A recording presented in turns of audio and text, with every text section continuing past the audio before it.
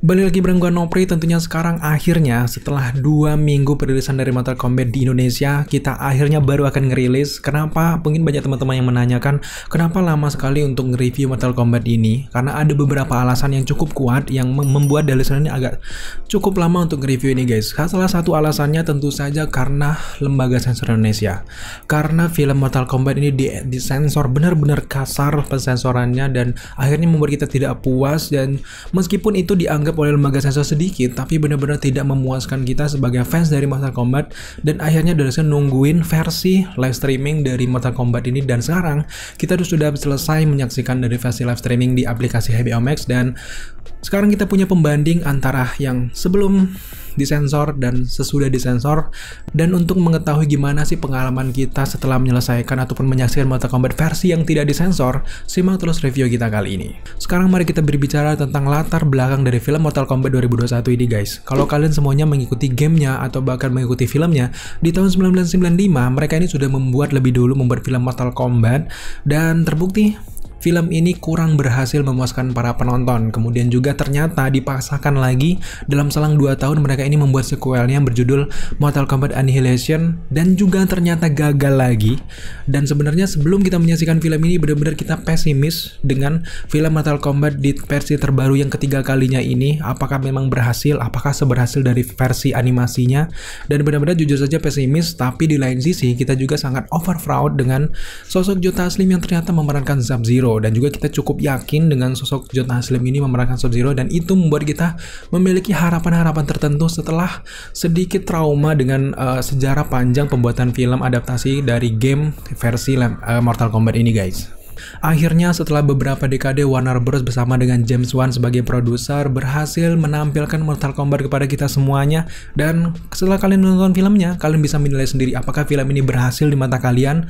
Dan kalau kita bandingkan dengan film-film terdahulunya, jelas film ini jauh lebih baik dan juga jelas juga, karena memang di era sekarang kemajuan teknologi sudah jelas, kemudian juga pengembangan cerita, orang-orang berpengalaman di dalamnya sudah jelas. Jadi membuat film ini menjadi lebih baik daripada film-film sebelumnya. Sebelum menyaksikan film Mortal Kombat ini di bioskop, memang ada beberapa persiapan yang Delisan lakukan. Yang pertama, memang tidak boleh berekspektasi tinggi. Kenapa seperti itu? Karena memang mengingat film-film terdahulunya ini tidak ada yang cukup berhasil menyenangkan penonton. Jadi kita benar-benar berserah apa yang akan jadi di film Mortal Kombat ini nantinya. Yang kedua, Delisan tidak boleh overproud. Kenapa seperti itu? Karena memang kebiasaan dari kita, kalau ada artis kita Indonesia yang main di film-film Hollywood ataupun film-film barat dan tampil di bioskop kita Indonesia, kita selalu terlalu memuja-muja dan juga melupakan beberapa struktur dan juga kualitas dari filmnya sendiri. Jadi memang kita sudah persiapkan dari awal, memang melihat film ini seolah-olah tidak ada Joe Taslimnya. Jadi kita benar-benar harus mereview benar-benar pandangan kita sesuai dengan seperti film-film yang biasa saja. Dan terbukti di sini kalian akan melihatnya nanti bagaimana pendapat kita setelah menyaksikan film Mortal Kombat ini. Dan setelah kita selesai menyaksikan film Mortal Kombat ini, dan benar-benar gila kualitas yang mereka berikan, dan bisa dibilang film Mortal Kombat 2021 ini merupakan salah satu adaptasi game terbaik yang dibuat dalam sebuah film. Dan tidak banyak sekali film-film yang berhasil mengadaptasi cerita di game diadaptasi ke versi film. Bisa kalian cari dan juga bisa kalian hitung jari film-film apa saja yang diambil dari game dan cukup berhasil. Sangat jarang sekali, guys. Dan film Mortal Kombat ternyata benar-benar berhasil mengadaptasi cerita dari gamenya ini.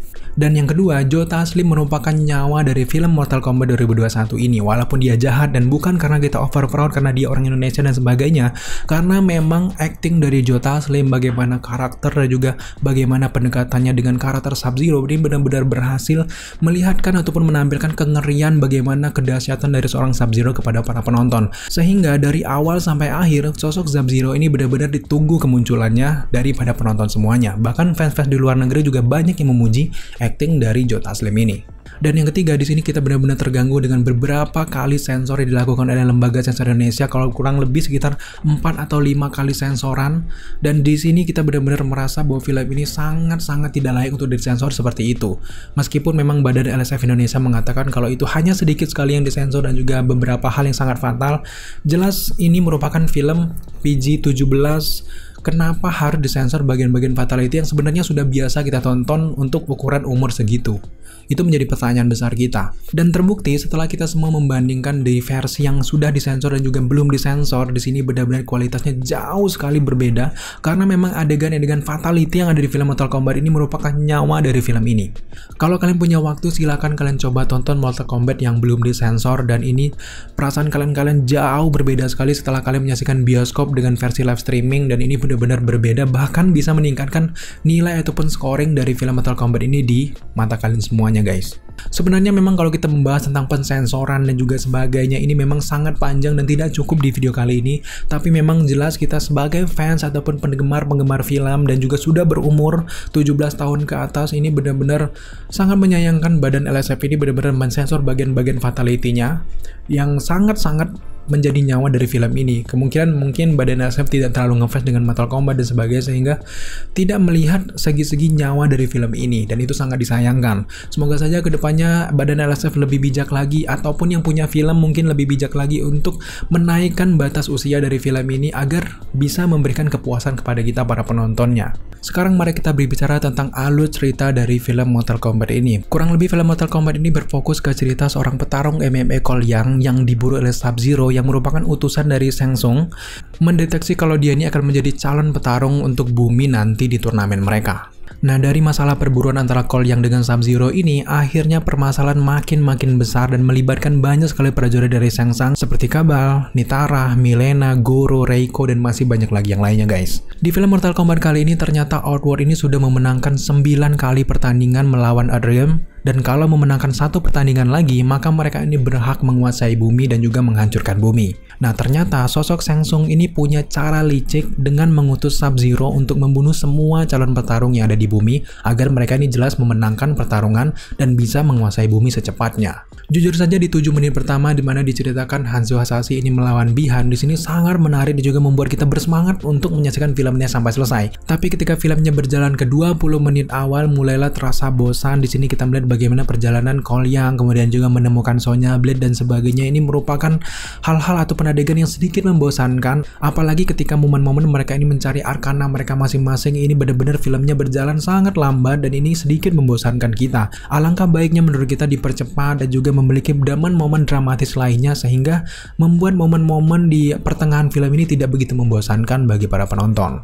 Kalau kita coba ilustrasikan di menit awal ataupun 7 menit awal, di sini filmnya berukuran PG-17. Setelah 20 menit berjalan ke pertengahan PG-13. Akhirnya di akhir-akhir barulah filmnya berjalan ke PG-17 lagi. Tapi memang menjelang akhir dari filmnya barulah kita merasakan keseruan seperti di awal lagi dan juga benar-benar klimaks di akhir filmnya. Meskipun di pertengahan kita sedikit bosan, memang secara keseluruhan cerita yang disajikan di Mortal Kombat ini sangat padat. Karena apa? Karena memang banyak sekali tokoh-tokoh yang ditampilkan dalam film ini. Untung saja tidak semua tokoh yang ditampilkan seperti Johnny Cage dan sebagainya. Kalau ada mereka benar-benar di sini sangat padat dengan banyak sekali karakter-karakter yang bertebaran sehingga membuat kita kebingungan. Apalagi buat orang-orang yang tidak main gamenya ataupun baru melihat film Mortal Kombat, jelas bertanya-tanya siapa lagi sosok karakter ini. Sehingga sangat tepat kalau tidak semua karakter dari Mortal Kombat ditampilkan di satu film pertamanya ini. Secara keseluruhan memang cerita yang disajikan sangat padat. Langsung kehadiran banyak karakter jelas membuat sutradara keteteran menyajikan cerita di setiap karakternya.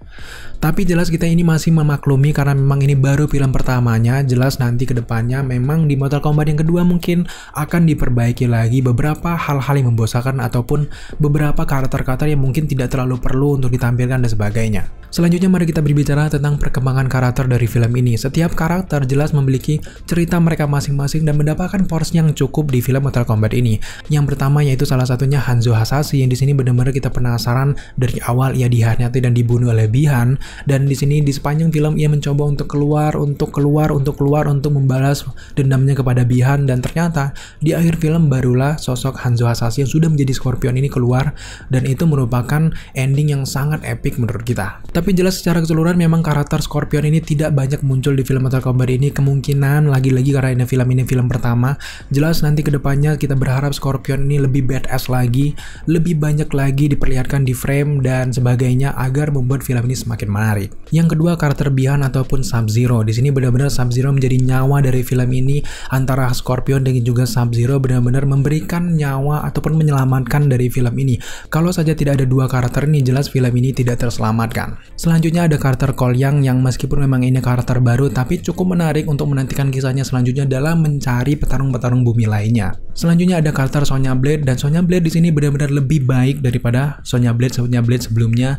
Di sini Sonya Blade diceritakan bagaimana prosesnya mendapatkan arkananya sendiri, bahkan di sini benar-benar lengkap bagaimana pengembangan karakter Sonya Blade ini benar-benar sangat difokuskan di film Mortal Kombat yang pertama ini. Kemungkinan besar sosok Sonya Blade akan mendominasi nanti di film Mortal Kombat yang kedua dan seterusnya. Salah satu karakter yang juga menyelamatkan film ini adalah sosok Kano. Kenapa Kano? Karena memang Kano di sini memberikan joke-joke yang menarik sehingga membuat film ini lebih cerah dan tidak terlalu dark, dan ini sangat menarik ketika menyaksikan sosok karakter Kano ini di sepanjang film Mortal Kombat ini, guys. Selanjutnya karakter seperti Liu Kang, Raiden, Kung Lao, Goro, Shang Tsung ini benar-benar memberikan kualitas acting mereka masing-masing dengan sangat baik sesuai porsi mereka masing-masing.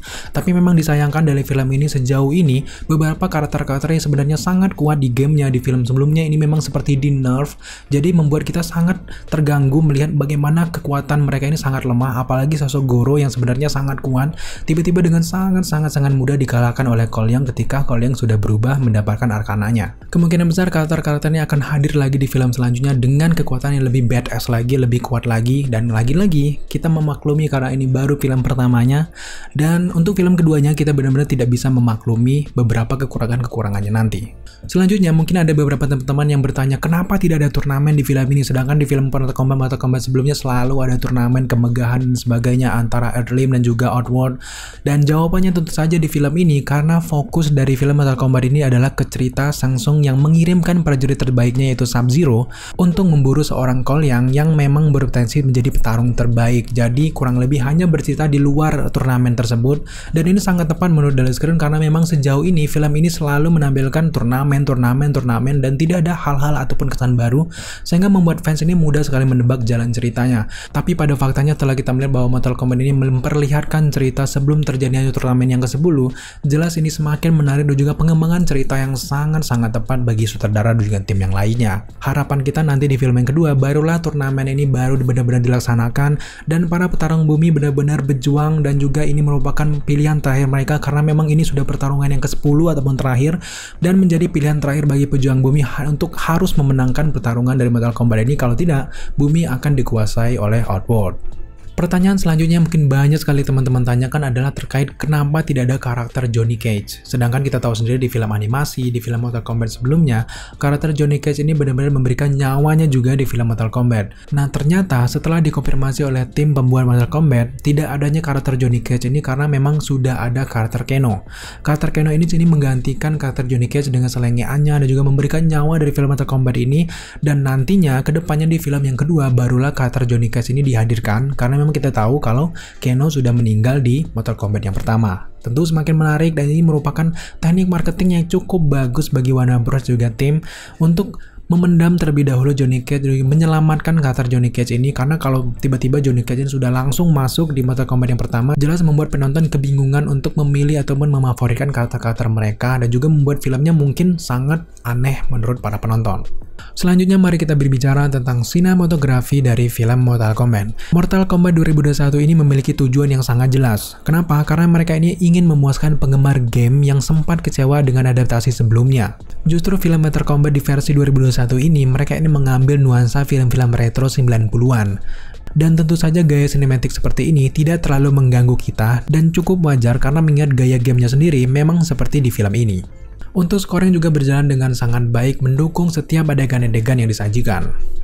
Untuk para aktor, mereka ini memerankan setiap karakter masing-masing dengan sangat baik, juga akting mereka sangat baik meskipun memang ada pro kontra di setiap adegan ataupun kekuatan yang mereka miliki. Tapi terlepas dari semua itu, memang aktor mereka benar-benar totalitas dalam memainkan peran-peran yang ada di film Mortal Kombat ini. Mungkin yang sedikit mengganggu kita, jelas ini chemistry antara Cole Young dengan sang istri yang memang tergolong sangat jauh dan juga tidak mencerminkan kalau mereka ini sebuah keluarga. Mereka di sini sangat kaku dan sebagainya. Semoga saja memang karena alasannya karena istrinya ini tidak diberikan ruang yang cukup untuk memperlihatkan kemesraan antara Cole Young dengan istrinya ini.